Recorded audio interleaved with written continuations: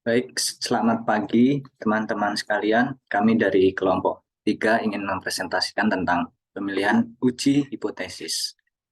Di dalamnya materi kami ada analisis univariat, bivariat, dan multivariat. Pertama, hipotesis. Apa sih itu hipotesis? Hipo yang artinya sementara, kurang, atau lemah kebenarannya. Kemudian tesis adalah pernyataan atau teori. Jadi, hipotesis sendiri adalah perkiraan tentang hasil dari suatu riset yang akan disajikan. Kemudian langkah-langkah pada uji hipotesis. Yang pertama, menetapkan hipotesis. Yang kedua, menentukan taraf signifikansi. Yang ketiga, memilih uji statistik yang tepat. Yang keempat, perhitungan uji statistik. Yang kelima, keputusan uji hipotesis. Kemudian yang langkah pertama, menentukan hipotesis berdasarkan tingkat eksplanasi hipotesis. Yang pertama, hipotesis deskriptif, yaitu hipotesis yang hanya mendeskripsikan dari hasil yang ada dari riset tersebut. Contohnya, 90% mahasiswa UAA bekerja di lembaga pemerintahan. Kemudian hipotesis komparatif, yaitu hipotesis yang membandingkan antara variabel satu dan yang lainnya. Contohnya, kinerja guru di SDA lebih baik dibanding dengan di SDB.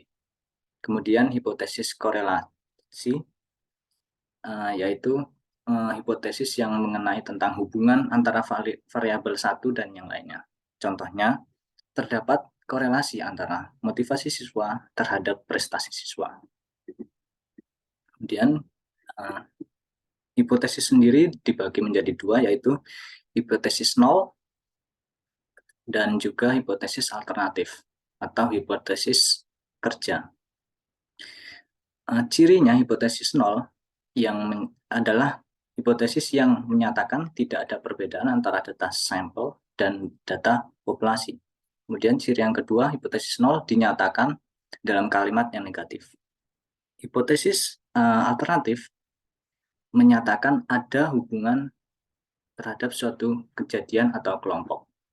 Kemudian hipotesis alternatif dinyatakan dalam bentuk positif.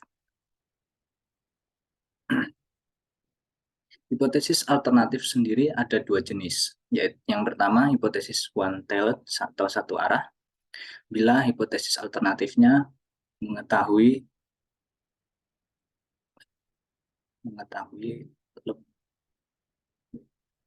lebih lanjut mana yang lebih tinggi atau lebih rendah. Contoh, siswa dengan motivasi tinggi akan memiliki prestasi yang lebih tinggi dibandingkan siswa dengan motivasi rendah. Kemudian, hipotesis two-tailed atau dua arah, bila hipotesis alternatifnya hanya ingin melihat perbedaan saja. Contoh, ada perbedaan prestasi siswa antara siswa dengan motivasi tinggi dibandingkan siswa dengan motivasi rendah. Oke. Bentuk penulisan hipotesisnya dalam matematis yang satu arah, satu sampel untuk min atau rata-rata, H0 dinyatakan lebih dari sama dengan mu 0, atau H0 sama dengan mu kurang dari sama dengan mu 0. Kemudian yang dua arah atau two-tailed, satu sampel untuk min rata-rata, H0 dinyatakan mu sama dengan mu 0. Kemudian HA-nya mu tidak sama dengan mu 0. Kemudian satu sampel untuk proporsinya, pi sama dengan pi 0, dan HA-nya pi tidak sama dengan H0, pi 0. Dua arah, two-tailed atau two-side, lebih dari dua sampel untuk min rata-rata. H0 sama dengan mu1 sama dengan mu2 hingga mu tak hingga.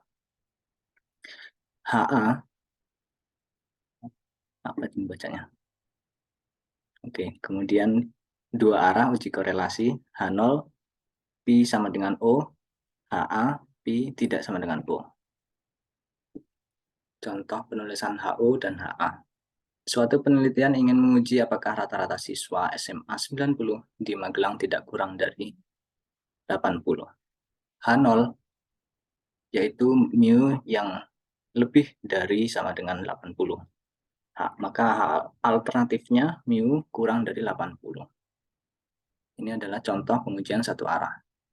Penelitian ingin menguji apakah benar rata-rata nilai siswa 90 di Magelang tidak lebih dari 80, maka H0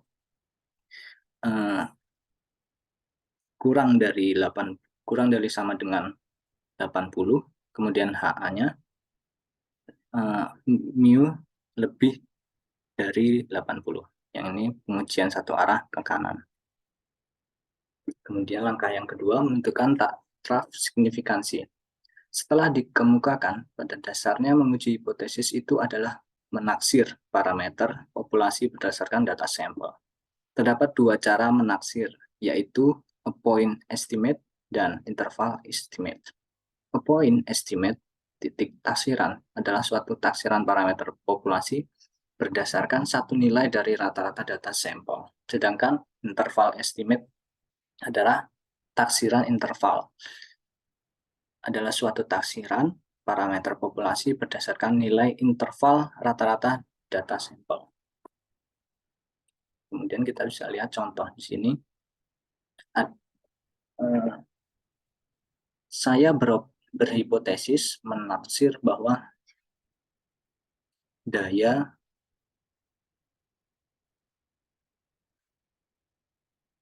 tahan kerja orang Indonesia itu 10 jam per hari. Hipotesis ini disebut point estimate karena dia menaksirkan pada satu titik yang detail, yaitu di 10 jam, di angka 10 jam. Sedangkan interval estimate, dia menafsirkan jangkauan daya tahan kerja seseorang dari misalkan jam 6 sampai jam 14. Seperti di gambar ini, ada contohnya. Oke, kemudian akan dilanjutkan oleh kelompok saya. Oke, selanjutnya yaitu menentukan taraf signifikansi atau alfa. Dalam menentukan taraf signifikansi itu ada beberapa kesalahan dalam pengambilan keputusan. Ada dua jenis kesalahan dalam pengambilan keputusan tersebut. Yang pertama yaitu kesalahan tipe 1, yaitu peluang salah menolak H0 padahal H0 adalah benar. Itu disebut alfa. Kemudian untuk kesalahan tipe 2 yaitu peluang salah menerima H0 padahal sesungguhnya H0 adalah salah. Itu dinamakan beta. Kemudian alfa itu besarnya peluang salah dalam menolak hipotesis 0. Dan yang biasa digunakan itu 5% atau 0,05 dan 1% atau 0,01.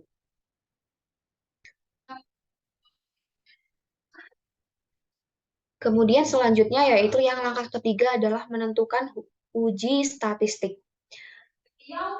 Next. Untuk menentukan jenis uji statistik itu tergantung dari 4 jenis data yang harus kita ketahui atau 4 jenis data yang harus kita pilih. Yang pertama itu jenis hipotesisnya. Kita harus memilih antara komparatif atau korelatif. Kemudian jenis variabel yang akan diuji, apakah data tersebut itu kategori atau numerik. Kemudian yang ketiga jenis data antar kelompok yang dibandingkan. Itu apakah dia berpasangan atau tidak berpasangan. Dan yang terakhir itu jenis distribusi data, apakah data tersebut itu normal atau tidak normal. Yang selanjutnya, next. Nah, di sini ada jenis hipotesis, ada hipotesis komparatif dan korelatif. Untuk yang komparatif itu, untuk skala pengukurannya sendiri, dia memiliki dua, yaitu tidak berpasangan dan berpasangan. Untuk yang tidak berpasangan, dia bisa dua kelompok atau lebih dari dua kelompok. Untuk yang dua kelompok, data numeriknya dia bisa menggunakan independent test, kemudian kategori ordinalnya dia bisa menggunakan Mann-Whitney. Sedangkan untuk yang lebih dari dua kelompok, data numeriknya dia bisa menggunakan one-way ANOVA, kategori ordinalnya dia bisa menggunakan Kruskal-Walsh. Untuk kategori nominal atau ordinalnya sendiri dari dua kelompok atau lebih dari dua kelompok dia bisa menggunakan chi-square, Fisher, Kolmogorov, Smirnov, atau tabel BXK. Kemudian yang berpasangan sendiri dia juga memiliki dua kelompok atau bisa lebih dari dua kelompok.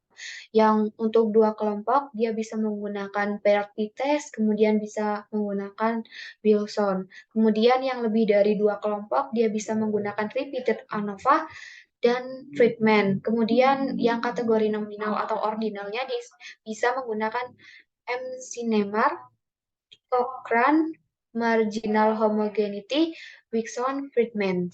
Kemudian yang untuk korelatif jenis hipotesis korelatif sendiri itu bisa menggunakan Pearson, bisa menggunakan Spearman, Somers, de Gamma, and then kategori nominal atau ordinalnya bisa menggunakan koefisien kontingensi dan lambda. Slide selanjutnya. Slide selanjutnya itu merupakan skala pengukuran variabel. Di sini ada hipotesis komparatif dan hipotesis korelatif.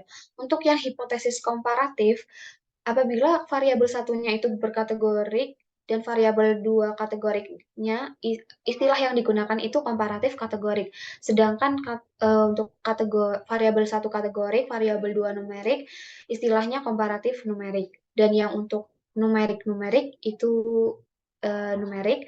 Kemudian yang hipotesis korelatif apabila variabel satu kategorik, kemudian variabel dua kategorik, maka disebut korelatif kategorik. Sedangkan jika variabel satu kategorik, jika variabel dua numerik, maka disebut korelatif kategorik. Sedangkan untuk yang terakhir, jika variabel satu numerik dan variabel dua numerik, maka disebut korelatif numerik. Slide selanjutnya yaitu kelompok berpasangan dan kelompok tidak berpasangan. Dua atau lebih kelompok data dikatakan berpasangan apabila data berasal dari subjek yang sama atau subjek yang berbeda yang telah dilakukan matching. Kemudian, dua atau lebih kelompok data dikatakan tidak berpasangan apabila data berasal dari subjek yang berbeda tanpa prosedur matching. Seperti itu. Untuk slide selanjutnya, ini ada contoh kasus. Kita bisa mengambil contoh tentukan uji yang digunakan jika peneliti ingin mengetahui apakah terdapat perbedaan prestasi belajar siswa antara kelompok siswa dengan status ekonomi tinggi dibandingkan dengan kelompok ekonomi rendah. Jadi ini menentukan uji hipotesis ya dengan judul yang hipotesis seperti ini. Kemudian next. Kita bisa menjawab kasus tersebut dengan menggunakan menganalisis tabel uji hipotesis dan skala pengukuran. Yang pertama, kita menentukan jenis hipotesisnya terlebih dahulu. Dari kasus tersebut, yaitu jenis hipotesisnya yaitu komparatif. Kemudian skala pengukuran yang digunakan yaitu variabel status ekonomi berskala kategorik, kemudian variabel prestasi siswa itu berskala numerik. Maka dari hipotesis tersebut bisa kita sebut dengan hipotesis komparatif numerik. Untuk kelompok, dia berjenis kelompok tidak berpasangan, karena banyaknya kelompok itu ada dua kelompok. Jadi, uji yang mungkin digunakan bisa menggunakan independent t-test jika syarat memenuhi. Bila tidak memenuhi syarat tersebut, bisa menggunakan uji alternatif, yaitu uji Mann-Whitney. Selanjutnya. Langkah yang keempat yaitu perhitungan uji statistik. Selanjutnya, next.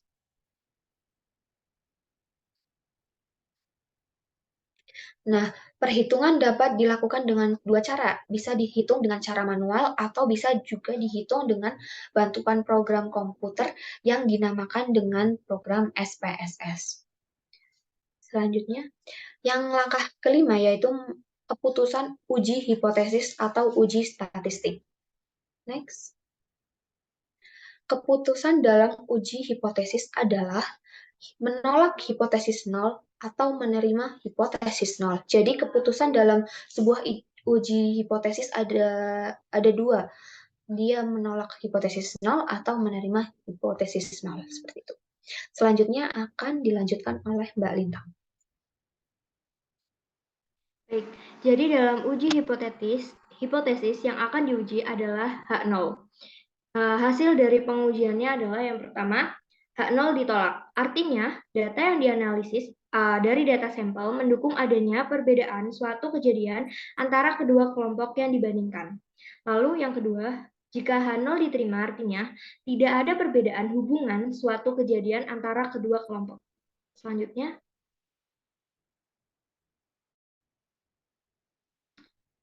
adalah analisis univariat.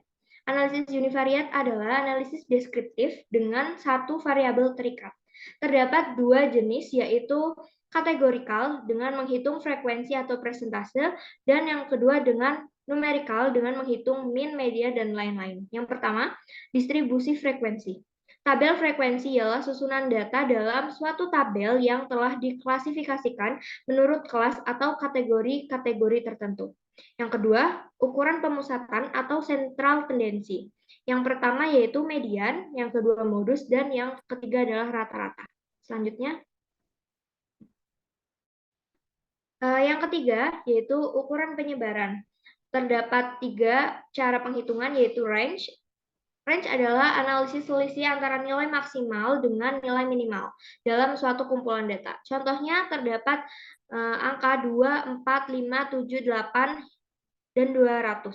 Maka range adalah nilai maksimalnya yaitu 200 dikurangi dengan nilai minimal yaitu 2. Maka hasilnya adalah 198. Lalu variance dan standard deviation atau simpangan baku. Selanjutnya, analisis bivariat. Analisis bivariat adalah analisis yang dilakukan pada dua variabel untuk mengetahui hubungan pada suatu variabel tersebut. Jadi analisis ini memiliki lebih dari satu variabel bebas dan satu variabel terikat. Selanjutnya. Nah, pentingnya untuk mengetahui analisis bivariat yaitu yang pertama, analisis bivariat membantu mengidentifikasi tren dan pola. Yang kedua, analisis bivariat membantu mengidentifikasi hubungan sebab dan akibat. Yang ketiga, membantu peneliti membuat prediksi. Dan yang terakhir yaitu membantu menginformasikan pengembalian keputusan. Selanjutnya. Tipe analisis bivariat. Terdapat tiga tipe analisis bivariat. Yang pertama, numerik dan numerik. Hubungan dua variabel yang bernilai numerik dengan grafik visual, scatter plot, pair plot scatter, dan hitungan statistikal linear correlation. Yang kedua, kategoris dan kategoris. Hubungan dua variabel dengan nilai kategoris. Grafik visualnya stack bar chart, combination chart, dan hitungan statistika chi-square test correlation. Dan yang ketiga yaitu numerik dan kategoris, yaitu hubungan dua variabel yang bernilai numerik dan kategoris. Dengan grafik visual menggunakan line chart, combination chart, dan hitungan statistika t-test, z-test, maupun analisis. Selanjutnya. Yang selanjutnya yaitu analisis data multivariat. Next. Analisis korelasi parsial digunakan untuk mengukur hubungan antara beberapa variabel independen dan satu variabel dependen, dan salah satu variabel independennya dibuat tetap atau dikontrol. Selanjutnya, analisis korelasi ganda. Jika peneliti ingin mengetahui hubungan antara dua variabel lebih, maka dapat menggunakan analisis korelasi ganda. Selanjutnya, analisis regresi sederhana. Digunakan untuk mengukur hubungan fungsional atau kausal antara satu variabel independen dan satu variabel dependen. Jadi ini adalah referensi yang kelompok kami gunakan dalam menyusun materi tersebut. Saya kembalikan kepada moderator. Baik, mungkin demikian materi uji hipotesis yang bisa kami sampaikan. Selebihnya, terima kasih. Kurang lebihnya, mohon maaf. Selamat pagi.